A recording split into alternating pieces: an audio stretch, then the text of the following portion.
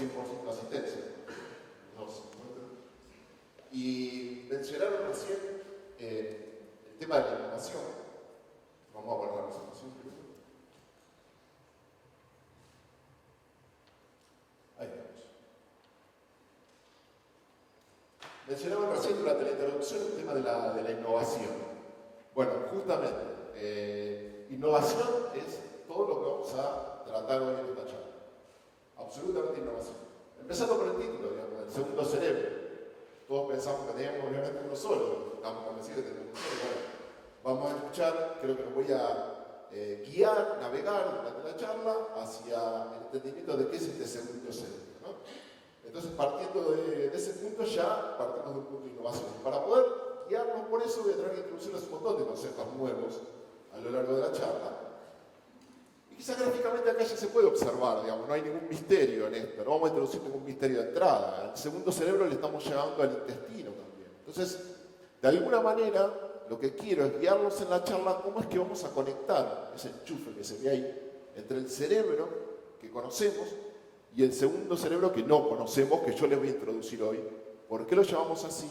¿Y qué influencia tiene sobre muchos aspectos de nuestra vida y de algunas patologías? Entonces, para poder guiarlos en esto y que puedan entenderme un poco por qué es importante, voy a tener que introducir una serie de conceptos sí nuevos, totalmente novedosos quizás para algunos de ustedes. Y es lo siguiente, empezando por el concepto de que en realidad nosotros, yo que estoy parado acá, ustedes que estamos sentados ahí, somos un superorganismo. Olvídense del ser como somos, sino que además somos un superorganismo. Estamos comandados como un superorganismo. ¿No? ¿Y eso por qué es así? Es así porque, además de lo que nos guía a nosotros, que es el genoma y esos genes que tenemos adentro que dictan muchas cosas de nuestro desarrollo, nuestra evolución, nuestra conducta después en relación con el medio ambiente, además de eso que ya conocemos, y que lo conocemos bien, el genoma humano, que todo el mundo lo conoce, en realidad hay otro más, que es el de un montón de microbios que nos acompañan. ¿Qué llamamos microbioma humano también? Entonces tenemos una combinación de dos cosas. El genoma que tenemos nosotros dentro, que todos conocen, y otro más que nos acompaña, que es el segundo genoma, si se tiene. De hecho, es tan así que somos superorganismos, que en realidad los microbios nos superan en cantidad de una manera tremenda. Fíjense que nosotros en realidad en nuestro organismo tenemos unos 100 trillones de células que nos componen, y por cada una de nuestras células hay 10 células de microbios, o sea que nos superan en una cantidad realmente enorme. O sea, si yo les dije más o menos unos 30.000 genes que tenemos nosotros que comandan todo lo que terminamos siendo, y por cada gen humano hay 300 genes de microbios, o sea que hay más de 9 millones de genes de microbios. O sea, en realidad todo esto lo que dice es que somos mucho más microbios que humanos, casi si se quiere. ¿Tá? O sea, ese es el primer concepto que tenemos que asimilar, porque por ahí muchos de ustedes no lo tenían en su mapa. Pensaban que éramos nosotros y punto, nuestras células y punto, y en realidad no lo vemos y somos mucho más de otra cosa que nosotros mismos. ¿Tá? Entonces, somos más microbios que humanos, es el primer concepto. Somos un superorganismo gracias a eso. Y gracias a eso podemos vivir como vivimos. Si los depletáramos, si los sacáramos de encima de todos esos microbios, porque consideramos que fueran malos, no podríamos llevar una vida como la que llevamos. Es tan así. De hecho, somos tanto más microbios que humanos, si se quiere, que de hecho hay una nube alrededor nuestro, que no la vemos ahora, hay una nube alrededor nuestro de microbios. Yo estoy parado acá ahora y hay una nube alrededor mío de microbios y ese lugar está vacío. Si yo me corro para acá, me llevo mi nube y dejo vacía esa. Y de hecho, estos científicos, hicieron un trabajo en donde a partir de esa nube que cada uno arrastra, podían identificar a la persona, mirando la nube que la acompaña. Porque cada nube que tenemos es personal. O sea, que dejo un rastro. Ese rastro que dejé me podría identificar a mí. Y además esto viene a colación, para que lo entendamos bien, que durante mucho tiempo hay un montón de patologías humanas que desconocíamos el origen. No entendíamos bien cuál era el origen. En términos médicos, no se podía llegar a una conclusión. El médico tenía que decir, no sé cuál es el origen, tratemos de esta manera, porque empíricamente da así, pero no sé cuál es el origen. Y a partir de este entendimiento nuevo, que hace muy poco que lo empezamos a ver, porque obviamente al ser microbios son muy pequeños y antes no lo podíamos ver porque no teníamos las tecnologías. Hoy avanzó todo tanto en tecnología, que hoy sí tenemos las herramientas para poder verlo. Esa quizás es la respuesta a la pregunta que se tenía haciendo, pero ¿cómo lo vimos esto hace 20 años? Bueno, no lo vimos porque no teníamos la tecnología. Ahora la tenemos. Entonces recién hace poco, 5 años que estamos dándonos cuenta de todo esto. Y ahí hay una serie de patologías entonces que se generan cuando nuestros microbios se enferman, no cuando nosotros nos enfermamos, en realidad. ¿No? Y se empezó a hacer una cantidad de correlaciones con patologías que hasta ese momento tenían origen prácticamente desconocido, que no lo podíamos entender. Y listo acá algunas, pero son muchas. Y entre ellas, las mejor estudiadas, por ejemplo, es obesidad, pero también todo lo que tiene que ver con diabetes, desórdenes en el sistema inmune, cáncer de colon, que ahora lo voy a mencionar, enfermedad periodontal en la boca, esofagitis, gastritis, gastroenteritis, enfermedad de Crohn, artritis reumatoidea, Parkinson, se acaba de agregar ahora, el año pasado. Podría ser la lista tremendamente extensa. O sea que estos microbios que nos acompañan además tienen mucho que ver con patologías que desconocíamos en origen. Con lo cual, ya nos damos cuenta que nos abre una puerta muy importante para ver si en algún momento primero podemos identificar qué es lo que está mal con ellos y después a partir de eso decidir tratar. Por eso es que todavía hay que investigar mucho esto, porque hace poco tiempo que conocemos cómo nos acompañan, cómo se desordenan y por qué causan patologías. De hecho, en Estados Unidos, la Casa Blanca anunció un proyecto, una iniciativa nacional para conocer el microbioma humano de 1 millón de individuos en Estados Unidos, y ha decidido invertir nada menos que $500 millones en hacer esto. 100 millones de dólares vienen del Estado, 400 millones de dólares vienen del sector privado. Una excelente relación público-privada para hacer esta iniciativa. O sea, fíjense la importancia que tiene invertir 500 millones de dólares para poder entender cómo es ese microbioma en 1 millón de personas americanas. Por otro lado, digamos, esto está claro y bien conocido también que nuestros genes interaccionan con el medio ambiente. O sea, somos nuestros genes, pero además lo modula el medio ambiente. O sea, no estamos condenados por lo que nuestros genes hagan. A veces sí, pero a veces no. Depende de cómo interaccionamos con el medio ambiente. Hay cosas que pueden tener un resultado diferente. O sea que el ambiente y el estilo de vida lo influyen, sí. Pero mucho más, el medio ambiente y el estilo de vida, mucho más influyen sobre este segundo genoma que son estos microbios que nos acompañan. Nos impactan mucho más, son mucho más sensibles a eso. ¿No? Entonces, cosas que hagamos cotidianamente en nuestra vida, nos impactan de forma directa y pueden tener relación con esas patologías que hasta ahora no entendíamos. Tanto es así que le impacta al medio ambiente, que fíjense lo que es este caso, que ahora se lo voy a explicar. Este es un científico, que no podría haber sido de otra manera para hacer esto, sino es un científico que vivía en Estados Unidos y que podía medirse todos los días en un análisis de materia fecal los microbios que tenía, o ese microbioma que tenía él personalmente. Se lo medía todos los días. Vive en Estados Unidos, en California, y decidió en un momento hacer un viaje lejos, fue a Tailandia, entonces cambió no solamente el uso horario, cambió el estilo de vida, cambió la alimentación. Y eso que ven ahí, esas curvas son proporciones de los microbios que están en su intestino. Y fíjense cómo de golpe, durante una parte, cambia totalmente. Esta parte del centro se desordena completamente.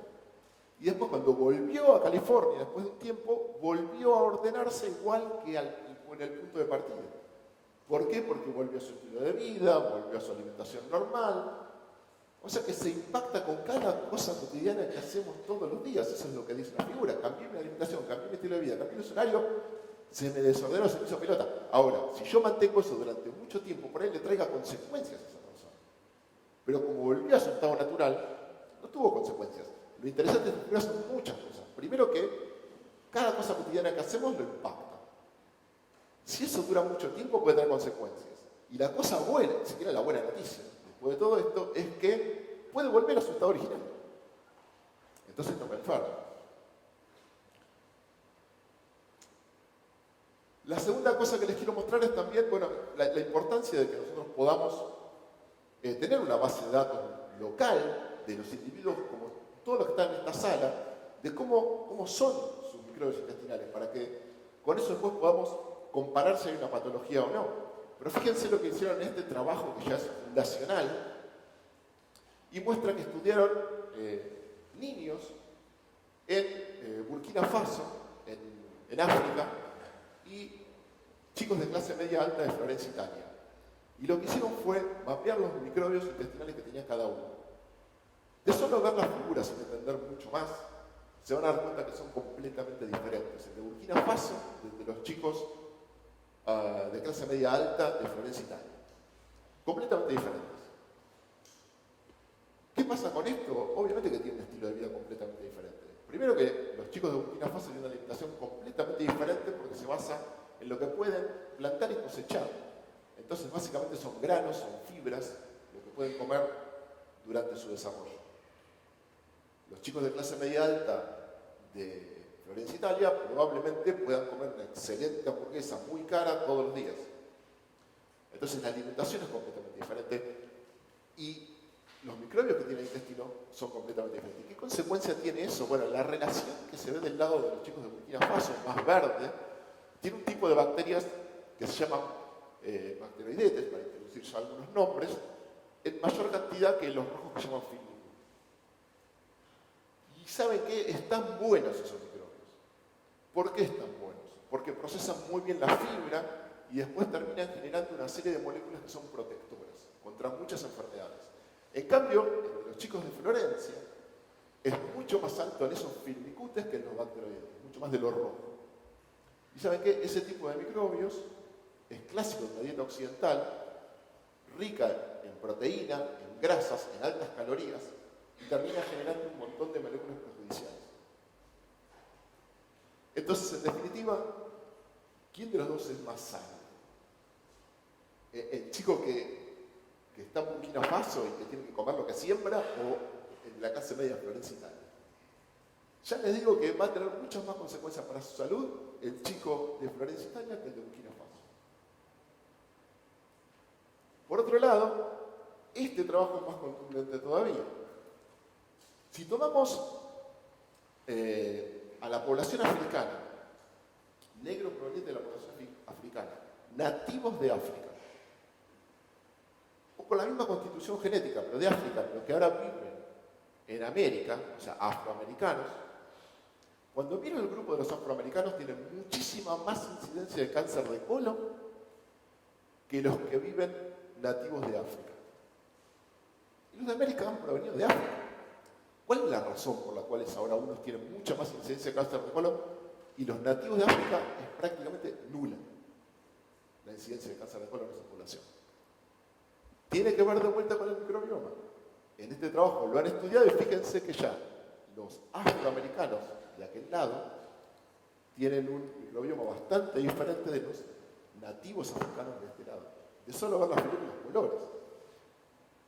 Si lo traduzco al tipo de microbios y esos microbios, qué tipo de moléculas producen, empieza a tomar sentido. Los afroamericanos producen una mayor cantidad de microbios que producen moléculas que son ácidos nucleares secundarios, que son un tipo de moléculas no muy beneficiosas, porque son proinflamatorias, tienden a producir inflamación. En cambio, los nativos de África tienen microbios que producen más cantidad de ácidos grasos de cadena corta, que son todo lo contrario, son moléculas antiinflamatorias. Si lo traduzco rápido, los nativos de África tienen más moléculas antiinflamatorias que los afroamericanos, con la misma constitución genética, tienen más moléculas proinflamatorias, lo cual correlaciona con la aparición de cáncer de colon. ¿Qué tienen de distinto los dos? Porque tienen la constitución genética, el estilo de vida y la alimentación. ¿Está? Entonces, fíjense lo profundo que termina impactando el microbioma, su estilo de vida, la alimentación y cómo le estoy pegando a veces, ¿no? De alguna manera. Si resumo eso de alguna manera, ¿existe un microbioma saludable? ¿Existe un microbioma propenso a enfermedades? La respuesta es sí, existe. De acuerdo a las relaciones de esos microbios que yo les mostré, puedo tener uno más tendiente a ser saludable y uno más tendiente a ser propenso a enfermedades. La buena noticia en todo esto es que la relación se puede dar vuelta. Ya vimos que es dinámico a veces, ¿no? Se puede desordenar y lo puedo volver a reordenar. Eso es bueno. Y existen ya experimentalmente algunos prebióticos. Probióticos son organismos vivos que uno puede tomar en forma de yogur fermentado, y prebióticos son moléculas que se ponen en el yogur que estimulan a que algunos de esos microorganismos crezcan. Y entonces esos prebióticos y probióticos de diseño ya pueden ayudar a dar vuelta a esta relación entre un microbioma propenso a enfermedad y uno más saludable. ¿Ah? Y esto me lleva a lo siguiente: ¿qué significa entonces esto que se desordena? El término científico que usamos es disbiosis. Cuando ese microbioma entró en disbiosis es cuando empiezan los problemas. ¿Cuándo es saludable? Es saludable cuando tengo un trío mágico, de alguna manera, que se mantiene. ¿Qué es? Que sea diverso, que esté balanceado, las proporciones entre ellos se mantengan y estén balanceadas, y que sea estable en el tiempo. Entonces, si esos tres círculos mágicos se dan, o puedo de alguna manera yo influir en que se mantengan ahí y mantenerlos diversos, balanceados, estables, estoy en una situación bastante saludable. Desde el momento en que deja de ser diverso, la diversidad baja, en que deja de estar balanceado, se le cambian las proporciones entre ellos, y no es estable en el tiempo, va y viene, como un ritmo. Todo eso genera algo que es propenso a enfermedades y que puede explicar muchas de las cosas que hoy, mismo muchos de los que están en esta sala por ahí, han pasado o pasen y no saben cuál puede ser el origen. Y vamos a ir todavía un poquito más lejos. La dieta, el estilo de vida, la ingesta de antibióticos, y más lejos, todo eso impacta profundamente en pasar de un estado al otro. Habrán oído esta frase en algún momento: sitting is the new smoking. O sea que estar sentado es la nueva forma de fumar. ¿Por qué? El estilo de vida actual nos llevó, obviamente, a estar mucho más tiempo sentados que activos. Y eso se incrementa. No va en decremento, va en incremento. Año a año. Cada vez que agregamos más tecnología, estamos más tiempo sentados. Contrariamente. Entonces, esta frase que venía hace muy poco, que estar sentados es la nueva forma de fumar, estar sentado mata. Esa es la realidad. Estar sentado es enfermo. Esa es la realidad. Eso genera un estado de disbiosis. Lo mismo que fumar, pero estar sentado genera un estado de disbiosis. De manera que también se demostró que el ejercicio es excelente para mantener al microbioma en un estado saludable, mantener ese trío que yo mostré virtuoso en un estado saludable. Hacer ejercicio mantiene el microbioma en un estado saludable. Si no, fíjense el trabajo que han hecho estos científicos comparando jugadores de rugby, microbioma intestinal de jugadores de rugby versus personas sedentarias. Claramente se puede ver en aquel gráfico que tienen un microbioma distinto. Los atletas son los que están en el círculo de abajo, los sedentarios arriba. Por otro lado, en este gráfico se puede ver que los atletas tienen un microbioma más diverso y con bacterias más beneficiosas que los sedentarios. Entonces, claramente, no es ningún descubrimiento que hacer ejercicio es bueno para la salud. Lo que es un descubrimiento es que impacta el microbioma de semejante manera, y yo les estoy contando que cuando el microbioma se modifica, impacta tremendamente en la salud. Entonces, una de las claves por las cuales nos damos cuenta que hacer ejercicio es bueno, además de otras cosas, es porque mantiene un microbioma saludable. Es una de las razones. Que no la sabíamos, ahora la sabemos. Y ahora sí vamos a enfocarnos directamente en cómo impacta no solo en ciertas patologías, sino en la salud mental. ¿Y por qué pasa esto? Bueno, ustedes conocen el cerebro, que obviamente está arriba. Ese cerebro que está arriba, que gobierna un montón de cosas, tiene 86.000 millones de neuronas. Enorme cantidad de neuronas, que incluso ahora sabemos que algunas de ellas se regeneran. Antes pensábamos que no. 86.000 millones de neuronas. Ahora, lo que poca gente sabe, probablemente nadie sabe, es que el intestino tiene 500 millones de neuronas. Menos que el cerebro, pero tiene 500 millones de neuronas. Por ahí todavía menos sepan que el intestino produce el 90% de la serotonina del cuerpo, el 50% de la dopamina y otros 40 neurotransmisores más. ¿Quiénes son la serotonina y la dopamina? Son las famosas neurotransmisores de la felicidad. Entonces, el 90% de la serotonina que influye en nuestro estado anímico no se produce en el cerebro, se produce en el intestino. Y producido por bacterias que están en el intestino. De ahí la importancia de mantener primero un microbioma saludable en el intestino, porque gobierna un montón de cosas que pensamos que se gobernaban arriba. Y en realidad están totalmente comunicados el uno con el otro, científicamente lo hacen por el nervio vago, y es una autopista de un doble carril, va y viene. No es que el de arriba le manda al de abajo, sino que ahora sabemos que el de abajo también le manda al de arriba. Es una autopista de doble vía, va y viene. Entonces, cosas que pasan abajo influyen tremendamente en lo que pasa arriba, incluso en la salud mental. Se han hecho distintos experimentos para demostrar esto, principalmente en ratones. Empezaron a hacer, pero ahora llegan algunos en humanos y les quiero mostrar eso. Pero sí se sabe que esa conexión cerebro-intestino, sobre todo lo que está pasando en nuestro segundo cerebro, influye sobre temas de ansiedad, depresión, trastorno obsesivo-compulsivo, trastorno de desorden de atención y hiperactividad, por ejemplo. Y se han desarrollado una serie de pruebas y a estos probióticos se les ha dado un nombre especial que lo llaman psicobióticos. Porque de alguna manera, modulando lo que pasa en la microbiota intestinal, modulan algunas situaciones de ansiedad, depresión, trastorno obsesivo-compulsivo, etcétera, que terminan impactando en el cerebro. ¿Cómo se hicieron este tipo de experimentos? El que se hizo en humanos se los muestro acá. Se tomó 3 grupos de mujeres.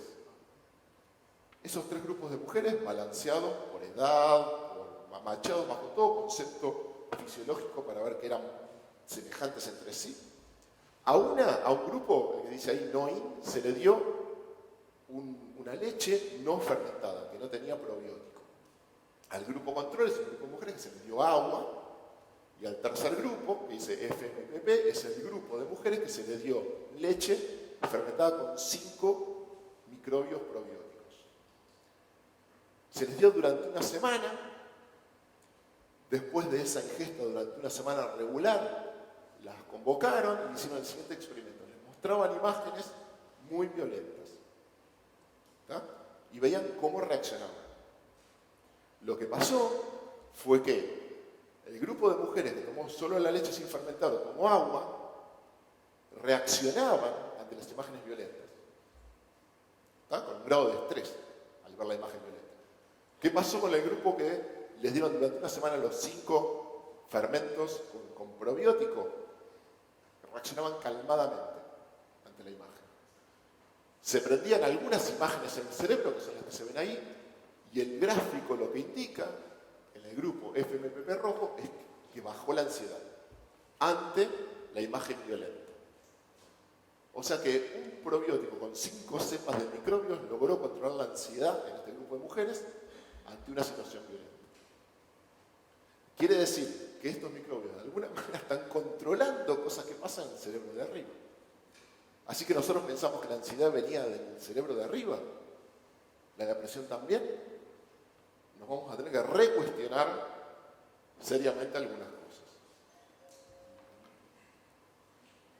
Ahora sabemos que, como les dije antes, los microbios que se incrementan en un momento y producen ácidos biliares secundarios genera una alta inflamación, un estado de alta inflamación crónica.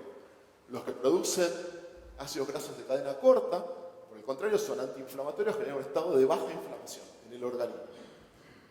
Y ahora sabemos que la alta inflamación correlaciona con los niveles de desórdenes de ansiedad y depresión, mientras que la baja inflamación correlaciona con bajos niveles de ansiedad. ¿Qué significa esto? La buena noticia, que de vuelta los probióticos lo pueden modificar. En el caso del ejemplo que les mostré recién, que es un primer ejemplo de trabajos más extensos que hay que hacer todavía, pero ya en la dirección correcta. Ya tengo probióticos, que los llamamos psicobióticos, que pueden ayudarme manejar ese estado inflamatorio crónico, que es el que en definitiva reduce la ansiedad, la depresión o la somatización.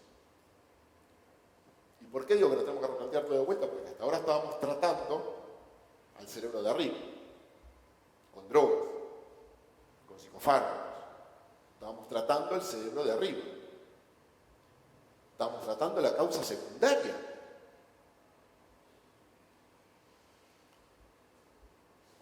Vamos más lejos todavía. Este trabajo fue hecho en chicos autistas.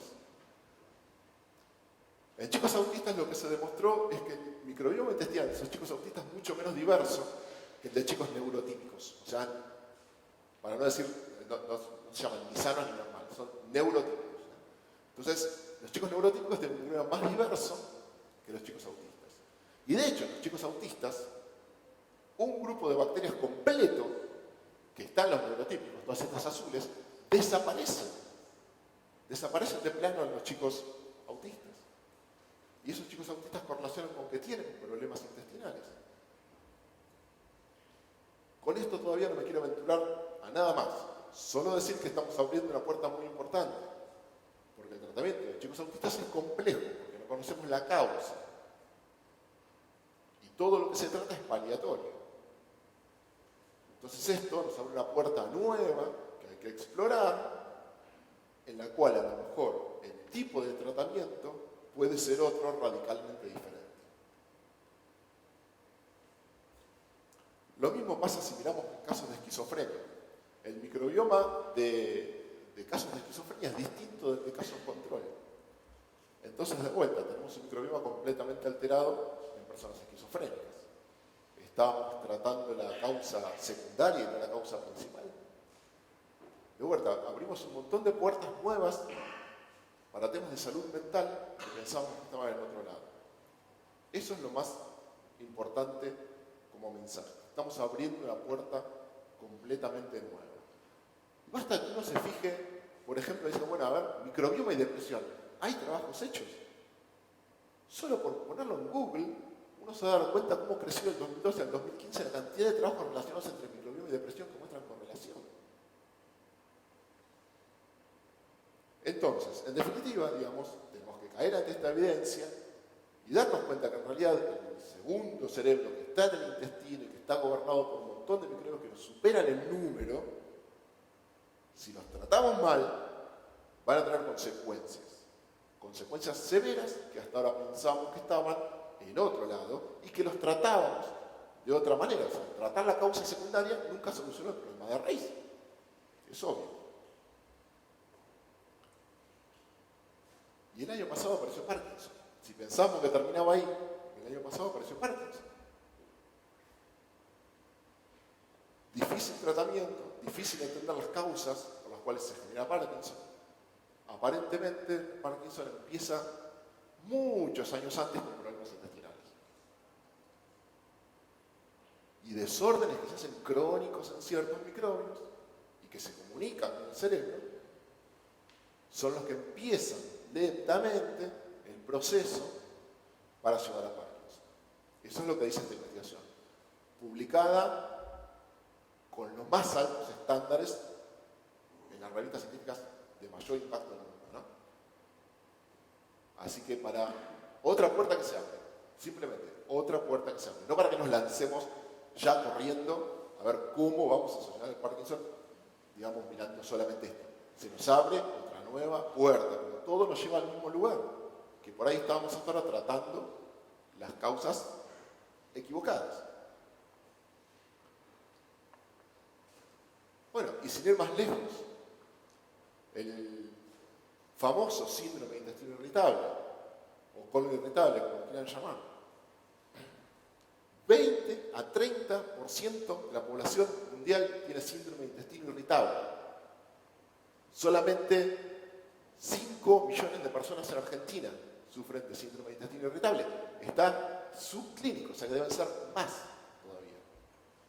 De las visitas a los gastroenterólogos, el 60% de las visitas es por síntomas de síndrome de intestino irritable. Está considerada una de las principales causas de ausentismo laboral y de ausentismo en las escuelas. causas, orígenes desconocidos. Los gastroenterólogos no saben cómo tratarlo. Van al paliativo, no saben cómo tratarlo. Entonces también se nos abre una nueva puerta. El síndrome de intestino irritable se ve muy bien en este dibujo de anillos concéntricos, en donde tenemos los desórdenes psiquiátricos en el anillo más externo, en donde tenemos ansiedad, depresión, somatización. Somatización es la clásica. Supongamos que yo tengo que venir a esta charla hoy acá. Están todos ustedes adelante mío. ¿Qué iré a decir? ¿Me saldrá bien? ¿Me saldrá mal? Ya me pongo nervioso. Ya me pongo nervioso, estoy somatizando. Se me cierra el estómago, no como. Me dan un sanguchito así, me cae mal. Ah, el sanguchito era malísimo. En realidad, pasó que estoy somatizando de alguna manera y eso está trayendo consecuencias, ¿no? El anillo que sigue, esas consecuencias, somatización, depresión, ansiedad, esas consecuencias empiezan a traer desórdenes orgánicos funcionales, como por ejemplo, lo más claramente asociado al síndrome de intestino irritable es el síndrome de fatiga crónica, fibromialgia y otra serie de desórdenes crónicos, de dolor, etc. Y hacia adentro, el siguiente anillo es el desorden ya propio del intestino, en donde puedo traer desde constipación, diarrea, alternar entre estados de constipación y diarrea, acidez estomacal, dispepsia, hinchazón, sentirse mal por eso. ¿Cuántas personas en esta sala han pasado por alguna de estas situaciones que acabo de decir?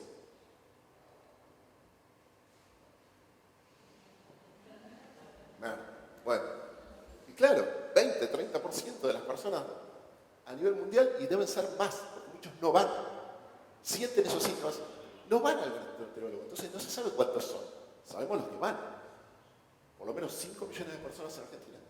Entonces es la principal causa de ausentismo del colegio, la principal causa de ausentismo laboral, porque uno realmente se siente mal en esas situaciones.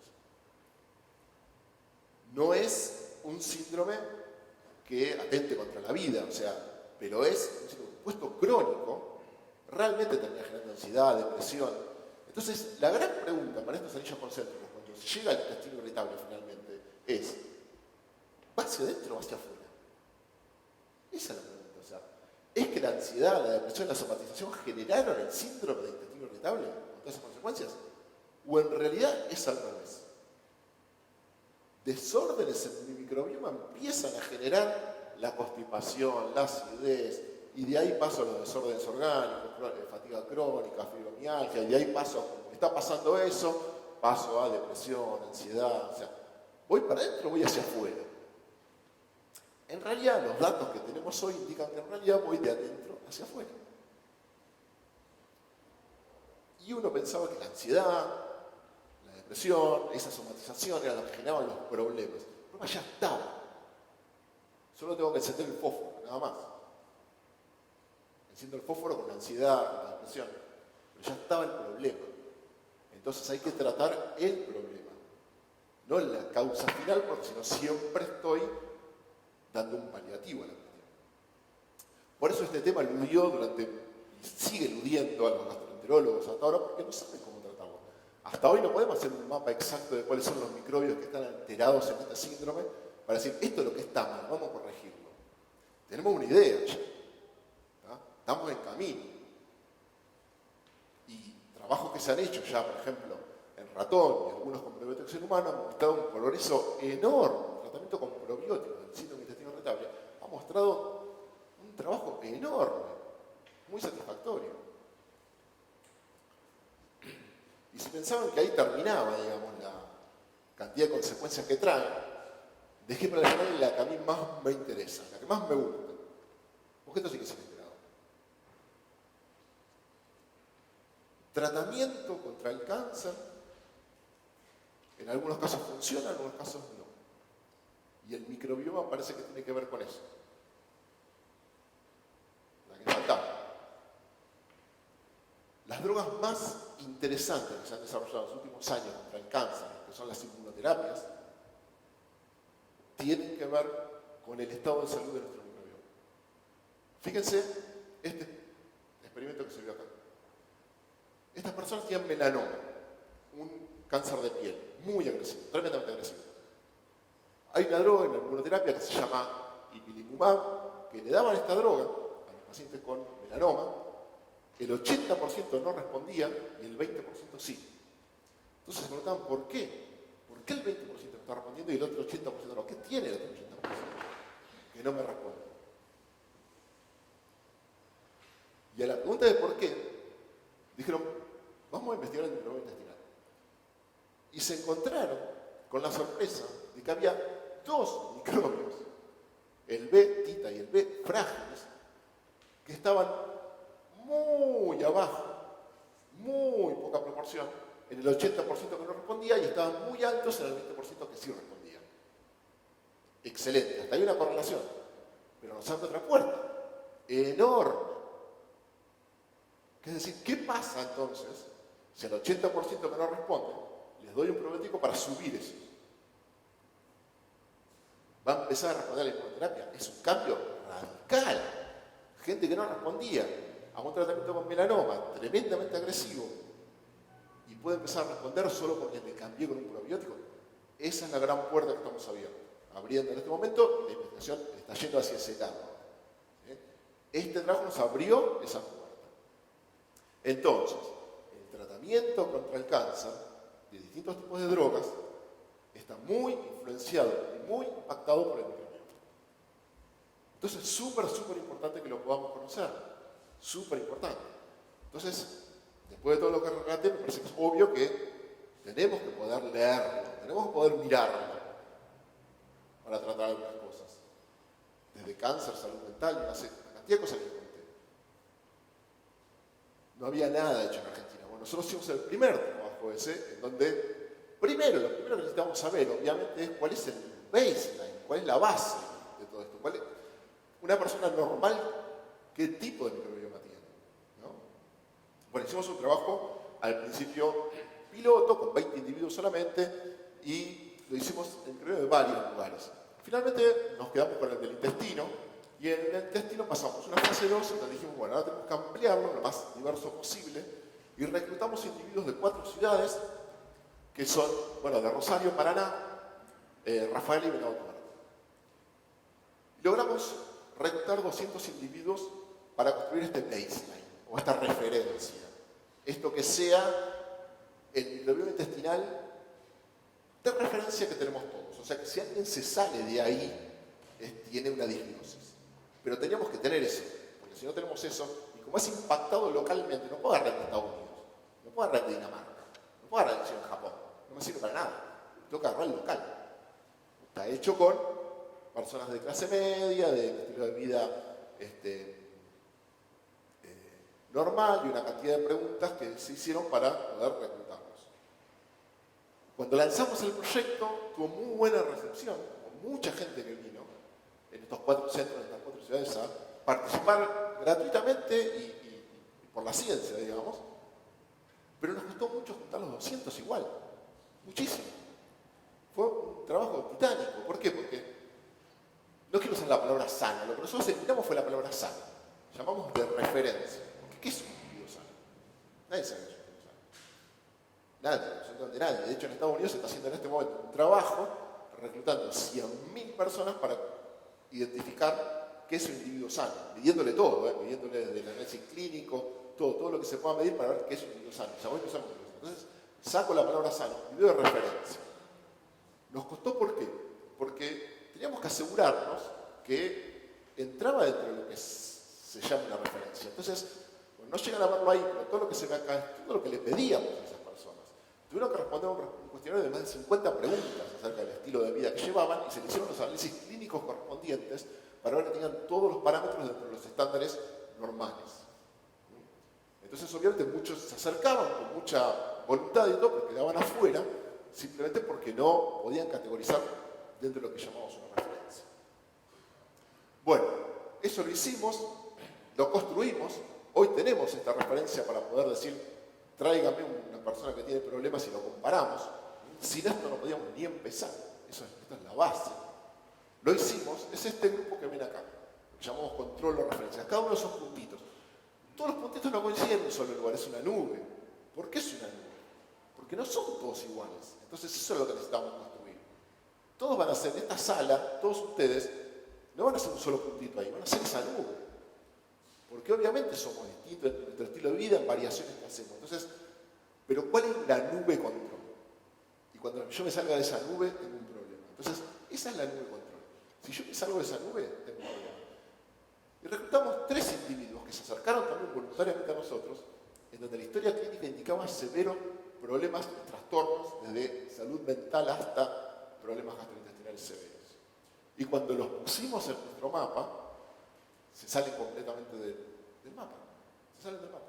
O sea que efectivamente nuestro grupo control estaba funcionando. Pero lo primero que teníamos que ver, o sea que esto qué significa, hoy estamos en condiciones, acá en Argentina, por primera vez de poder hacer esto, y poder ver un individuo que tiene una disbiosis, porque tenemos un buen grupo control para revisarlo. Estos 3 casos, era un chico con un trastorno gastrointestinal de Buenos Aires, también un adulto joven con enfermedad inflamatoria intestinal severa que no podía salir de la casa, también de Buenos Aires, y una mujer joven rosarina con un severo trastorno gastrointestinal. Y se salen del mapa. Ahora, y eso también se puede ver en esta otra forma. Esto sería nuestro, se ve poquito ahí, pero bueno, esto sería nuestro verdadero mapa, ¿no? En donde acá abajo están todos mis 200 individuos y así para arriba están los nombres de todas las bacterias que contienen en su intestino. Entonces, todos esos puntos indican un mapa. Si yo pongo en ese mapa un individuo con la disbiosis, se va a salir la figurita. Y es lo que se ve acá. Esa es la chica rosarina que tiene un severo problema intestinal. El dibujo es distinto. Entonces ya el dibujo es distinto. O sea, ya tengo mi referencia para poder decir cuándo una persona tiene una disbiosis. Bueno, esto lo dejo simplemente porque o sea, seguimos reclutando en este momento, no lo estamos haciendo, pero si alguien se quiere contactar por alguna razón, nos puede contactar, especialmente con algún caso de disbiosis, que nos puede servir como estos casos, va a ser muy interesante poder mirarlo. Les muestro un caso para ver, ok, ¿cómo lo ves esto? ¿Cómo me mostrás esto al paciente que viene? ¿No? ¿Qué le mostramos? Le estamos mostrando esto. Este paciente, que vino a nosotros con la primera muestra el 20 de febrero, con una historia clínica de un severo trastorno gastrointestinal que deambuló por gastroenterólogos de toda la Argentina, por lo menos de Buenos Aires, y no le encontraban la solución. Dijo, a mí me interesa, algo tiene que haber acá, quisiera verlo. Bueno, perfecto, lo hicimos. Y si uno observa, estos son nuestros controles de referencia de este lado, ese es el paciente. Lo que le informamos ahí es la diversidad que tiene, porque ahora tenemos, al tener controles, tenemos los valores de referencia. Si yo me salgo de estos valores de referencia, puedo informar si el resultado es normal, es alto o es bajo.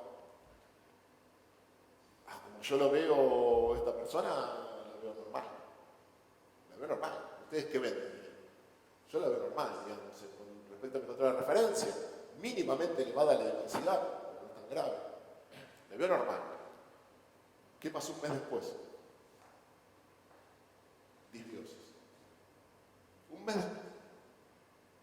Tenía razón. Simplemente que en ese momento estaba en un estado más saludable. Alterna entre estados saludables y estados de disbiosis que le generan todos esos problemas que relata. En el momento que tomamos esa muestra, parecía una persona normal. Pero sin embargo, un mes después, exacto un mes después, esa persona tiene la diversidad elevada y esta relación súper importante entre estos dos microbios súper elevada. O sea que, efectivamente, tiene un problema de disbiosis en el cual pudimos ver y mapear cuál era su problema. ¿Qué otras cosas le medimos? Le medimos un montón de bacterias que se asocian al síndrome de intestino irritable, para los cuales tenemos los valores de referencia. ¿Y qué sería lo esperado en la síndrome de intestino irritable? Y yo lo veo bastante normal, incluso al mes siguiente, ¿no? Con lo cual, de lo que se puede ver ahí, evidentemente no tiene un problema que se origine en un síndrome de intestino irritable. O sea, su patobiología está en otro problema diferente que está generando la disbiosis. No en este, pero sí tiene una disbiosis y no viene del síndrome de intestino irritable. O sea, fíjense todo lo que pudimos hacer habiendo generado esa base de datos. Y este chico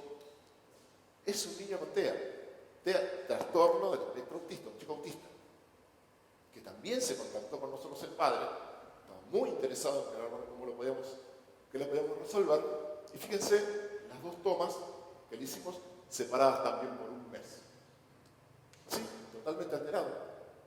Es así, un chico autista tiene su microbioma alterado.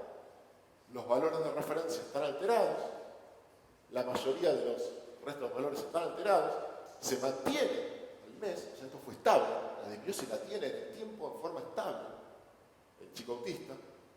Le medimos una serie de bacterias benéficas y con respecto a los valores de referencia, todos bajos, salvo uno, el resto bajos, bacterias benéficas que deberían estar.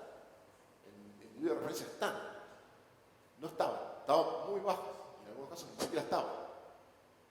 Y se mantiene en el tiempo. O sea que el chico autista efectivamente tiene problemas en el microbioma, como demostraban otros trabajos. Con lo cual abrimos otra puerta, porque acá también estamos diciendo qué es lo que tenés bajo. Le abrimos una puerta, es decir, bueno, tratemos de volver a los valores normales de estas cosas que yo te estoy mostrando. A ver qué pasa, si mejoran los síntomas. ¿No? Bien. Ese es el tipo de cosas que podemos hacer. Hay otra manera de solucionar esto que no sea con probióticos, prebióticos, sino en casos que sean más agudos todavía, que sea una acción más rápida. Porque el probiótico, bueno, lo tomo en una semana, 2 semanas, puedo tener alguna respuesta. ¿Hay alguna forma más rápida en un caso agudo? Sí, hay. El caso más típico de esto es la infección con una bacteria muy compleja que se llama Clostridium difficile. La infección por Clostridium difficile mata. Es difícil de controlar, es difícil de contener.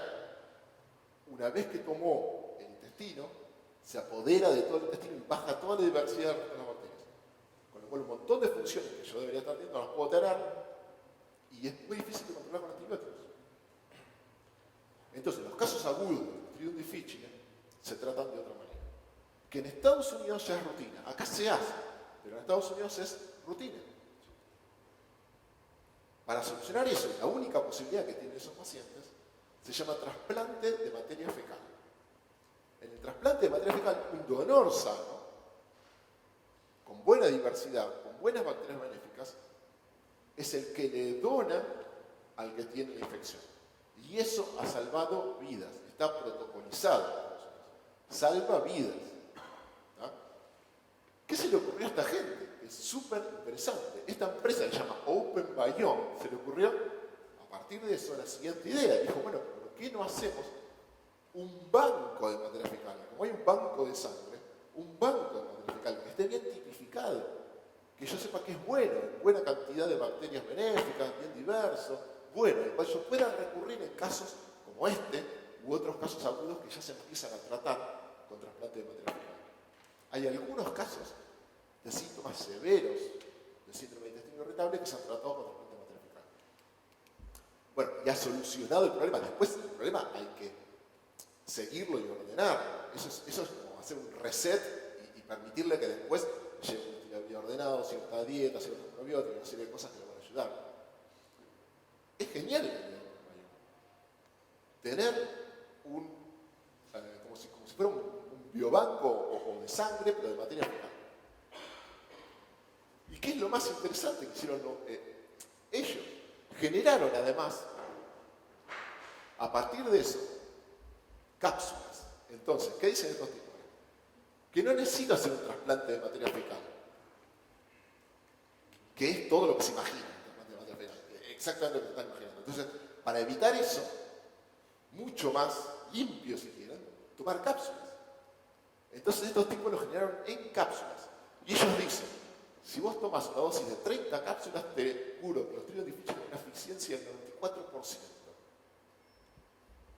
Y las 30 cápsulas, las 30 dosis salen $635 en Estados Unidos. Trato hecho, diría yo, para salvar una vida. $635 para salvar una vida, trato hecho. ¿No? Es genial. Ojalá en algún momento avancemos a algo así también en Argentina. Y hay un montón de empresas que se están dedicando a esto. Y Wolf es una de ellas. Pero su idea es desarrollar este tipo de probióticos de diseño para curar, para tratar de paliar, curar una serie de enfermedades que hoy sabemos que se originan en el microbioma. Ya les mostré, van desde salud mental hasta otros problemas patobiológicos de diversa índole que desconocemos la causa. Entonces, varias de estas empresas están tratando de generar para cada una de esas enfermedades un pipeline de drogas basadas en probióticos que puedan solucionar ese problema. El Volp es una de ellas, pero está también Ceres. Ceres salió a la bolsa de Nueva York el año pasado, hace 2 años. Recaudó 134 millones de dólares en Nueva York. O sea, el interés está. Tienen un futuro enorme. Nadie pondría plata en esto si no tuviera un futuro enorme. De esos 134 millones, 65 millones solamente vinieron de Nestlé. Porque a Nestlé también le interesa el tema. Nestlé tiene una división entera de probióticos y microbioma humano. De hecho, Nestlé no solo invirtió en Ceres, también invirtió en Enterom, 17 millones de dólares. No puso todos los huevos en una sola canasta.